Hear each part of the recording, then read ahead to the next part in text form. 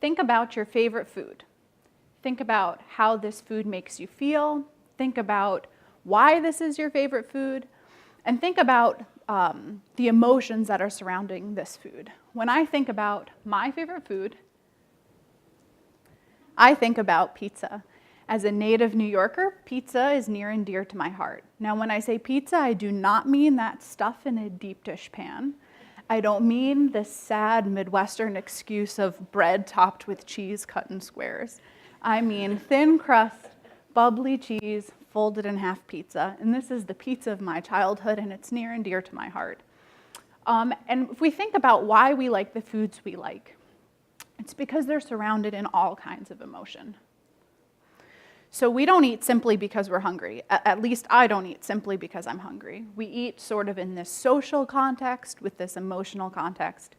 We eat because we're happy. We eat because we're sad. And so because of this emotional connection with food, dietary change has become really hard. So anyone who's tried to make a big dietary change knows truly how challenging this is. And this is why long-term most diets fail.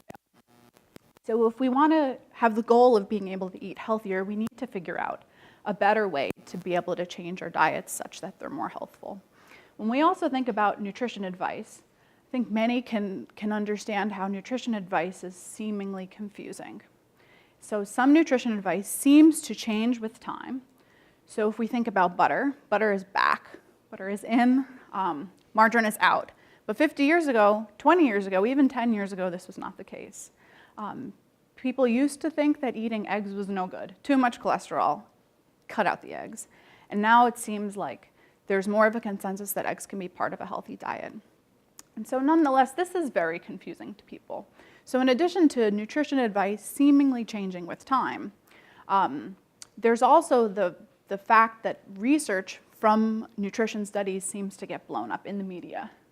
So you may have heard of an idea called the French paradox. This is a seemingly paradoxical association between with the French, where French people, despite consuming diets sort of particularly high in saturated fat, don't have the concurrent increase in cardiovascular disease that one might expect.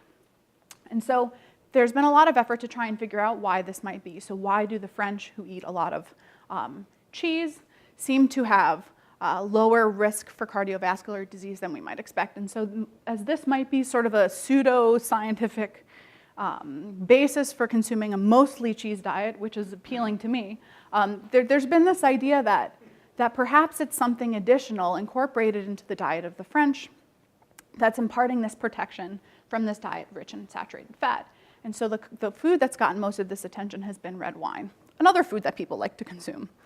So there's been this association between red wine consumption and decreased risk for cardiovascular disease, and the compound within the wine that has gotten the most attention for conferring this risk is a compound called resveratrol.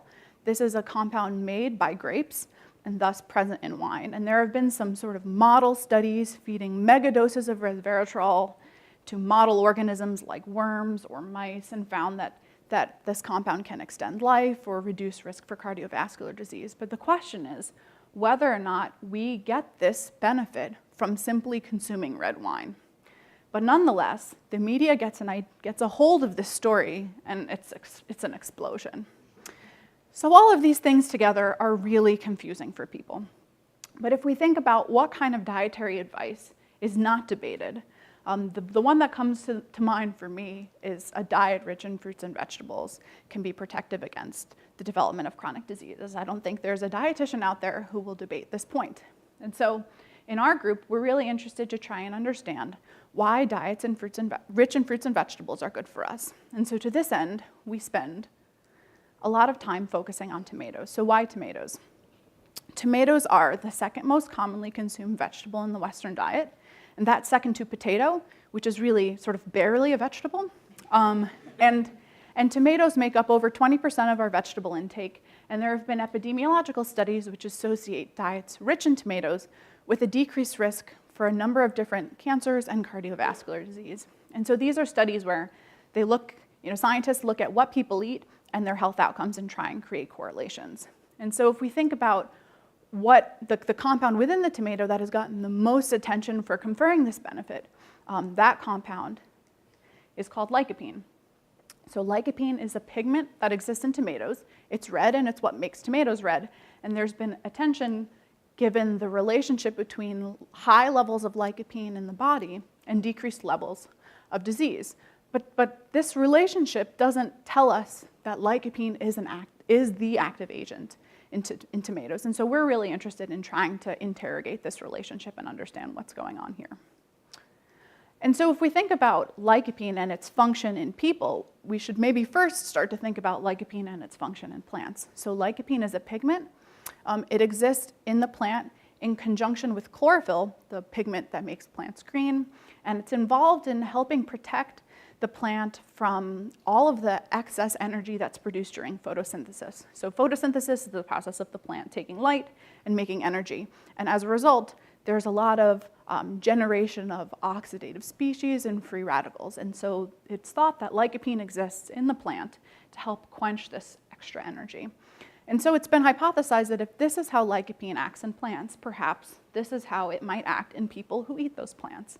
And so there have been some studies in feeding people diets rich in tomatoes and have looked at how those people respond to a mild dose of UV light, the equivalent amount that would form a mild sunburn, and how consuming tomatoes affects the development of this sunburn. And so what scientists have found is that consuming tomatoes can dampen this response.